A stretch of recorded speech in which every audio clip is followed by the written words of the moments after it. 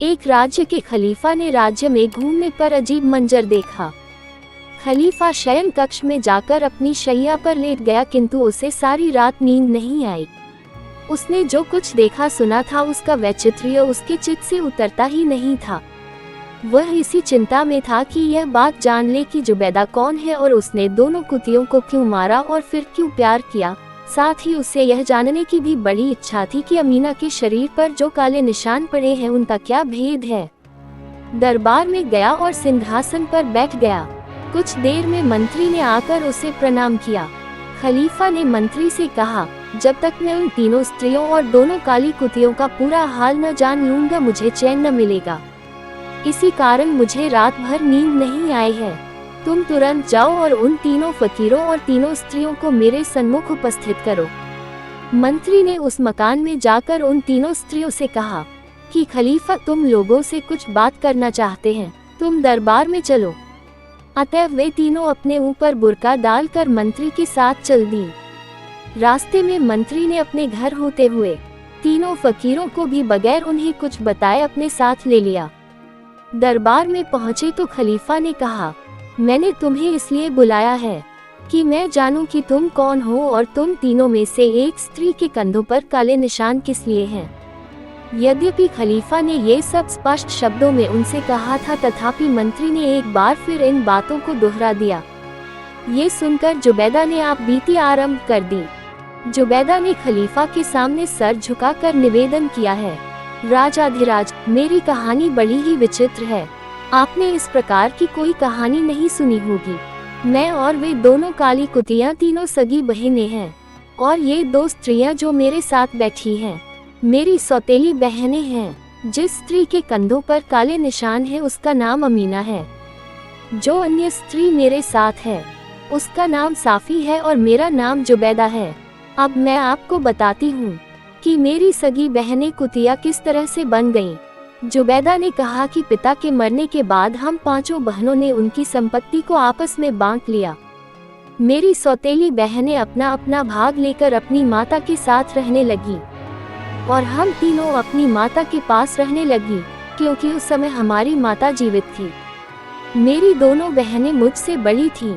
उन्होंने विवाह कर लिए और अपने अपने पतियों के घर जाकर रहने लगी और मैं अकेली रहने लगी। कुछ समय के पश्चात मेरी बड़ी बहन के पति ने अपना सारा माल बेच डाला और मेरी बहन का रुपया भी उस रुपये में मिलाकर व्यापार के इरादे से वह अफ्रीका को चला गया और मेरी बहन को भी ले गया, किंतु वहां जाकर उसने व्यापार के बजाय भोग विलास आरंभ किया और कुछ ही दिनों में अपना और मेरी बहन का सारा धन उड़ा डाला, बल्कि उसके वस्त्राभूषण आदि भी बेच खाए। फिर उसने किसी बहाने से मेरी बहन को तलाक दे दिया और घर से भी निकाल दिया। वह अत्यंत दीनहीन अवस्था में हजार दुख उठाती हुई बगदाद पहुंची और चूंकि उसके लिए और कोई स्थान नहीं था, अतएव मेरे घर आई। मैंने उसका बड़ा स्वागत सत्कार किया और उससे पूछा कि तुम्हारी ये दुर्दशा कैसे हुई। उसने अपनी करुण कथा सुनाई, जिसे सुनकर मैं बहुत रोई। फिर मैंने उसे स्नान कराया और अपने वस्त्रों के भंडार से अच्छे कपड़े निकालकर उसे पहनाए। मैंने उससे कहा, अब तुम आराम से यहाँ रहो, तुम मेरी माँ की जगह हो। खुदा के करम से तुम्हारे जाने के बाद मैंने रेशमी वस्त्रों का व्यापार किया, जिससे मुझे बहुत लाभ हुआ है। अब जो कुछ मेरे पास है वह भी अपना समझो और तुम भी मेरे साथ मिलकर यही व्यापार करो। नितांत उसके बाद से हम दोनों बहनें संतोष और सुख के साथ रहने लगी। अक्सर ही हम लोग अपनी तीसरी बहन को याद करते कि वह न जाने कहाँ होगी। बहुत दिनों तक हमें उसका कोई समाचार नहीं मिला कि वह कहाँ है और किस दिशा में है, किंतु अचानक एक दिन वह मझली बहन भी बड़ी बहन के समान दीनहीन अवस्था में मेरे पास आई, क्योंकि उसके पति ने भी उसकी संपूर्ण संपत्ति को उड़ा डाला था और फिर उसे तलाक देकर अपने घर से निकाल दिया था और वह भी गिरती पड़ती बगदाद पहुंचकर मेरे घर में शरण लेने के लिए आई थी। मैंने उसका भी बड़ी बहन की भांति स्वागत सत्कार किया और उसे बड़ा दिलासा दिया। वह भी आराम से रहने लगी, लेकिन कुछ दिनों बाद इन दोनों ने मुझसे कहा कि हमारे रहने से तुम्हें कष्ट भी होता है और हम पर तुम्हारा पैसा भी खर्च होता है, इसलिए हम लोग फिर से विवाह करेंगे। मैंने कहा, यदि मेरी असुविधा भर से तुम्हें ये ख्याल पैदा हुआ कि विवाह कर लेना चाहिए तो ये बेकार बात है, क्योंकि अल्लाह की दया से व्यापार में मुझे इतना लाभ हो रहा है कि हम तीनों बहनें जीवन पर्यंत आनंद और सुख सुविधा से रह सकती हैं। तुम्हें मेरे पास कोई कष्ट न होगा। तुम्हारे विवाह करने की इच्छा को सुनकर मुझे बड़ा आश्चर्य है। तुम लोगों ने अपने अपने पतियों के हाथों इतने कष्ट उठाए हैं, फिर भी मुसीबत में पड़ना चाहती हो। अच्छे पतियों का मिलना अत्यंत दुष्कर है, इसलिए तुम विवाह का विचार छोड़ दो। इस प्रकार मैंने उन्हें बहुत समझाया, लेकिन वे दोनों अपनी बात पर दृढ़ रही। वे मुझसे कहने लगी, तू हमसे अवस्था में कम है, किंतु बुद्धि में अधिक है।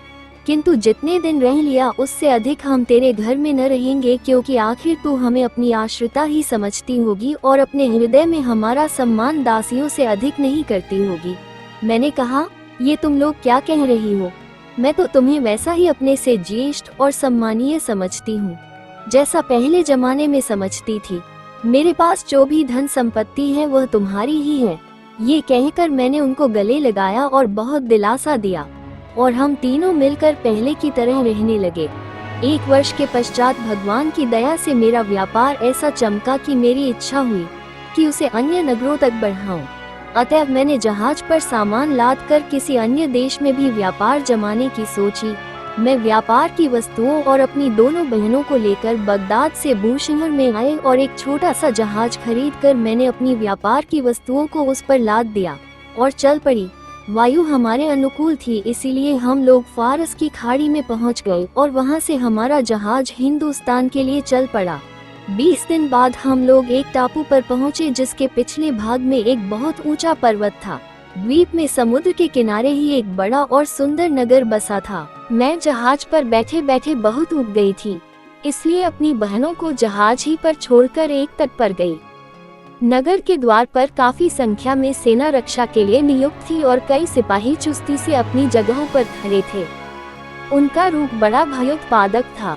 मैं कुछ डरी, किंतु मुझे ये देखकर आश्चर्य हुआ कि उनके हाथ पांव में कोई हरकत नहीं होती थी, बल्कि उनकी पलकें भी नहीं झपकती थी।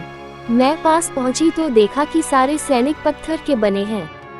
मैं नगर के भीतर चली गई, वहां भी देखा कि हर चीज पत्थर की है। बाजार की दुकानें बंद थीं, बाहरों में से भी धुआं नहीं निकल रहा था और न घरों से। चुनांचे मैं समझ गई कि यहाँ भी सब लोग पत्थर के हो गए होंगे। मैंने नगर के एक ओर एक बड़ा मैदान देखा, जिसके एक ओर एक बड़ा फाटक था और उसमें सोने के पत्थर लगे थे। खुले फाटक के अंदर गई तो एक बड़ा दरवाजा देखा, जिस पर रेशमी पर्दा लटक रहा था। स्पष्टता ही वह राजमहल लगता था।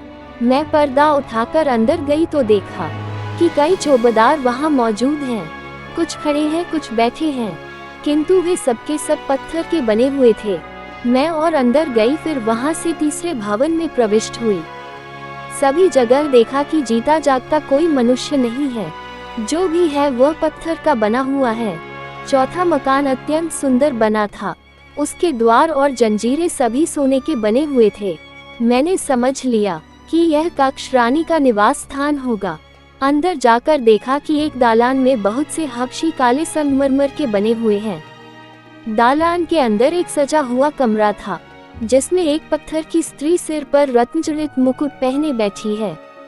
मैंने समझ लिया कि यह रानी होगी। उसके गले में एक नीलम का हार पड़ा था, जिसका हर एक दाना सुपारी के बराबर था। मैंने पास जाकर देखा कि इतने बड़े होने पर भी वे रत्न बिल्कुल गोल और चिकने थे। वहाँ के बहुमूल्य रत्नों और वस्त्रों को देखकर मुझे आश्चर्य हुआ। वहाँ फर्श पर गलीचे बिछे हुए थे और मसनद और गद्दे आदि अलस कमरवाब आदि बहुमूल्य वस्त्रों के बने हुए थे। मुझे ऐसा आश्चर्य हुआ कि मैं जहाज और अपनी बहनों को भूल गई और इस रहस्य को जानने के लिए उत्सुक हुई कि इस जगह के सारे लोग पत्थर के क्यों बन गए। इसी तरह घूमने फिरने में मुझे समय का ख्याल न रहा और रात हो गई। मैं परेशान हुई कि अंधेरे में कहाँ जाऊंगी। अतएव जिस कक्ष में हीरा रखा था, मैं उसी में चली गई। वहां जाकर लेटी रही और सोचा कि सुबह होने पर अपने जहाज पर चली जाऊंगी। किंतु वह अद्भुत और निर्जन स्थान था, इसलिए मुझे नींद न आई। आधी रात को मुझे कुछ ऐसी आवाज आई जैसे कोई मधुर स्वर से कुरान का पाठ कर रहा हो। मैं ये जानने को उत्सुक हुई कि यह जीवित मनुष्य कौन है। मोम का एक दीपक उठाकर चल दी और कई कमरों को लांघने के बाद उस कमरे में पहुंची जहां से कुरान पाठ की ध्वनि आ रही थी। वहां जाकर देखा कि एक छोटी सी मस्जिद बनी है। इससे मुझे याद आया कि अल्लाह के धन्यवाद के स्वरूप मुझे नमाज पढ़नी जरूरी है। वहां मैंने देखा कि 2 बड़े बड़े मोम के दिए जल रहे हैं और वहां एक अत्यंत रूपवान नवयुवक बैठा हुआ कुरान पाठ कर रहा है और पूरा ध्यान उसने लगाए है। मुझे उस युवक को देखकर अतीव प्रसन्नता हुई, क्योंकि पत्थर के मनुष्यों की भीड़ देखने के बाद वह अकेला आदमी देखा था जो जीता जागता था। मैंने मस्जिद में जाकर नमाज पढ़ी, फिर स्पष्ट ध्वनि में वजीफा पढ़ने लगी और भगवान को धन्यवाद देने लगी कि हमारी समुद्र यात्रा कुशल पूर्वक बीती और इसी प्रकार आशा है कि खुदा के करम से मैं कुशल पूर्वक अपने देश वापस पहुंच जाऊंगी। उस नवयुवक ने मेरी आवाज सुनकर मेरी ओर देखा और कहा, हे सुंदरी, मुझे बताओ कि तुम कौन हो और इस सुनसान नगर और महल में कैसे आ गई हो। इसके बाद मैं तुम्हें अपनी बात बताऊंगा कि मैं कौन हूँ और यह भी बताऊंगा कि इस नगर के निवासी पत्थर के क्यों हो गए। मैंने उसे अपना हाल बताया कि किस तरह मेरा जहाज 20 दिन की यात्रा के बाद यहाँ के तट पर पहुँचा और वहाँ से अकेली उतरकर मैं किस तरह इस महल में आए और यहाँ क्या क्या देखा। मैंने उससे कहा कि आप, जैसा आपने अभी वादा किया है, मुझे अपना हाल बताएं और यहाँ की अद्भुत बातों का भी रहस्य उद्घाटन करें। अब मैं तुम्हें अपना पूरा हाल सुनाता हूँ। इस नगर का बादशाह मेरा पिता था। उसका राज्य बड़ा विस्तृत था, किंतु बादशाह और उसके सभी अधीनस्थ लोग अग्निपूजक थे। यही नहीं, वे नारदीन की उपासना भी किया करते थे, जो प्राचीन काल में जिन्नों का सरदार था। यद्यपि मेरा पिता और उसके साथी अग्निपूजक थे, किंतु मैं बचपन से ही मुसलमान था। कारण ये था कि मेरे लालन पालन के लिए जो दाई रखी गई थी वह मुसलमान थी। उसने मुझे सारा कुरान कंठाग्र करा दिया। उसने मुझे शिक्षा दी कि केवल एक ईश्वर ही पूज्य है, तुम उसे छोड़कर किसी और को न पूजना। उसने मुझे अरबी भी पढ़ाए और तफसीर कुरान की व्याख्या की भी शिक्षा दी। ये सारा काम उसने दूसरों से छुपाकर किया। कुछ दिन बाद दाई तो मर गई, किंतु मैं उसके बताए हुए धर्म पर दृढ़ रहा।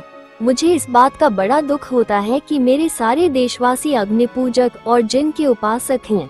दाई की मृत्यु के कई मास बीत जाने पर आकाशवाणी हुई कि हे नगरवासियों, तुम लोग नारदीन और आग की पूजा छोड़ दो और एकमात्र सर्वशक्तिमान परमेश्वर की पूजा करो। यह आकाशवाणी 3 वर्षों तक निरंतर होती रही, किंतु न बादशाह ने न किसी अन्य नगर निवासी ने उस पर ध्यान दिया। वे अपने झूठे धर्म पर दृढ़ रहे। 3 वर्षों बाद इस नगर पर ईश्वरीय प्रकोप हुआ और जो व्यक्ति जिस स्थान और जिस दशा में था वैसे ही पत्थर बन गया। मेरा पिता ही काले संगमरमर का बन गया और मेरी माँ सिंहासन पर बैठी बैठी ही पत्थर बन गई। जैसा तुमने देखा है, एक मैं ही मुसलमान होने के कारण इस दंड से बचा रहा। उस समय से और भी निष्ठापूर्वक मैं इस्लाम को मानने लगा। हे सुंदरी, मैं जानता हूँ कि खुदा ने तुम्हें मुझ पर कृपा करके यहाँ भेजा है, क्योंकि मैं यहाँ अकेलेपन से बहुत ऊब गया था। मुझे उसकी बातें सुनकर उससे और प्रेम बढ़ गया। मैंने कहा, मैं बगदाद की निवासिनी हूँ। यहाँ किनारे पर बहुत से माल असबाब से लदा मेरा जहाज खड़ा है। जितना माल इसमें है उतना ही बगदाद में अपने घर छोड़ आई हूँ। मैं आपको यहाँ से ले चलूंगी और अपने घर में आराम से रखूंगी। बगदाद में खलीफा बड़े न्यायप्रिय हैं। वे आपके सम्मान योग्य कोई पदवी आपको जरूर देंगे। मेरा जहाज आपकी सेवा में है। आप इस स्थान को छोड़िए और मेरे साथ चलिए। नौजवान ने मेरा प्रस्ताव सहर्ष स्वीकार कर लिया। मैं सारी रात उस आकर्षक युवक से बातें करती रही। दूसरे दिन सुबह उसे लेकर अपने जहाज पर पहुंची। मेरी बहनें मेरी चिंता में दुखी थीं। मैंने अपने पिछले दिन के अनुभव सुनाए और उस नौजवान की कहानी भी बताई। फिर मेरी आज्ञा से जहाज के मांझियों ने जहाज से व्यापार वस्तुएं उतार ली और उनकी जहाज में अमूल्य रत्न आदि भर लिए जो मुझे महल में मिले थे। महल का सारा सामान तो एक जहाज में आ नहीं सकता था, इसलिए मैंने चुनी चुनी बहुमूल्य वस्तुएं ही भरी और खाने पीने का सामान भी महल से लेकर जहाज पर लाद लिया। मैंने स्वदेश की ओर यात्रा आरंभ कर दी, किंतु मेरी बहनों को प्रसन्नता न हुई। शहजादा अत्यंत रूपवान और मिष्टभाषी था। वे मुझसे ईर्ष्या करने लगी। एक दिन उन्होंने मुझसे पूछा कि तुम इस शहजादे को ले जाकर कहाँ रखोगी और इसके साथ क्या करोगी। मुझे उनकी दशा देखकर हंसी आए और मैंने उन्हें चिढ़ाने के लिए कहा कि मैं बगदाद में इसके साथ विवाह करूंगी।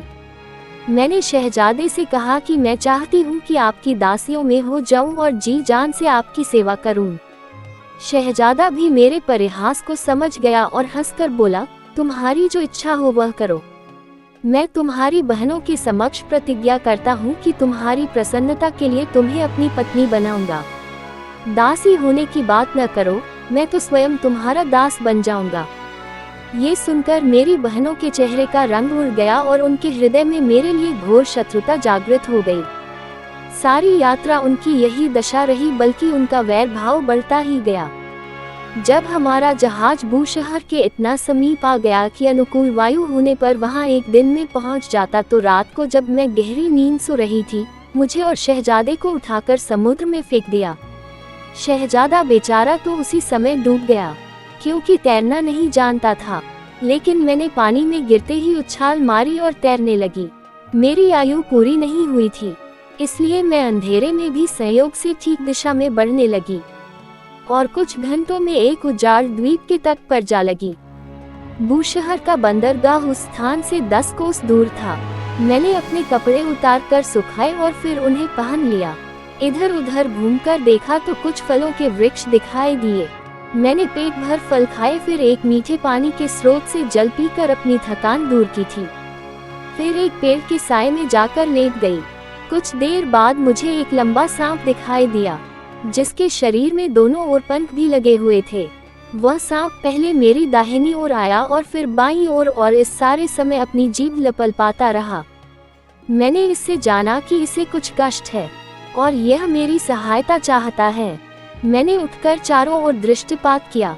मुझे दिखाई दिया कि एक दूसरा सांप उसके पीछे पड़ा है और उसे खाना चाहता है।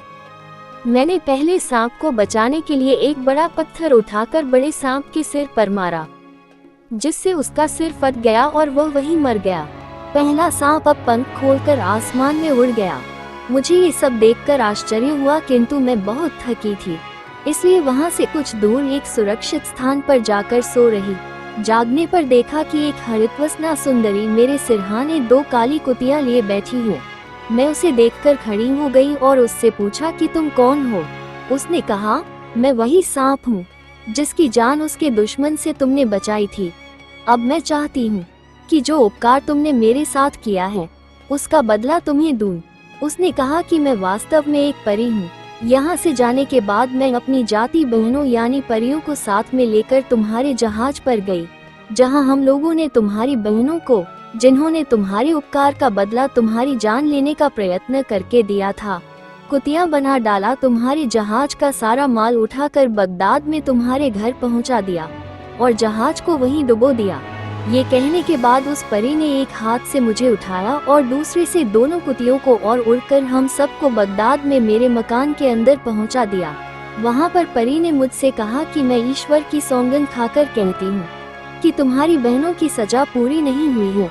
मेरी आज्ञा है कि तुम हर रात उन्हें 100 कोड़े लगाना, और तुमने यह बात न मानी तो तुम्हारा सब कुछ बर्बाद हो जाएगा। वैसे हम परियां तुम्हारी मित्र हो गई हैं और तुम जब भी हमें बुलाओगी हम आ जाएंगे। जुबैदा ने कहा कि मैं उस परी की आज्ञानुसार हर रात को अपनी बहनों को, जो कुतियां बनी हुई हैं, 100 कोड़े मारती हूँ, लेकिन खून का जोश भी काम करता है, इसलिए रोती हूँ और उनके आंसू पोंछती हूँ। दोस्तों, कहानी पसंद आए तो लाइक करें, कहानी पर आपकी राय कमेंट करें, ज्यादा से ज्यादा दोस्तों को शेयर करें। चैनल पर नए हैं तो सब्सक्राइब करें, बेल आइकन प्रेस करें ताकि वीडियो सबसे पहले आपको मिले। मिलते हैं अगली कहानी के साथ। धन्यवाद।